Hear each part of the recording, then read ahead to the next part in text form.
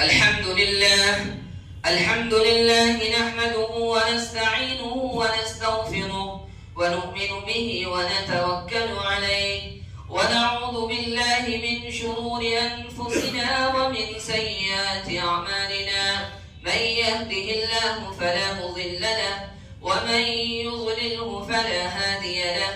ونشهد أن لا إله إلا الله وحده لا شريك له.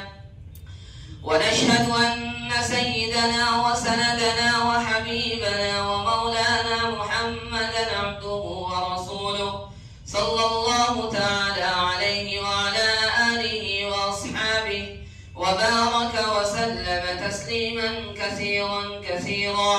أما بعد فأعوذ بالله من الشيطان الرجيم. بسم الله الرحمن الرحيم.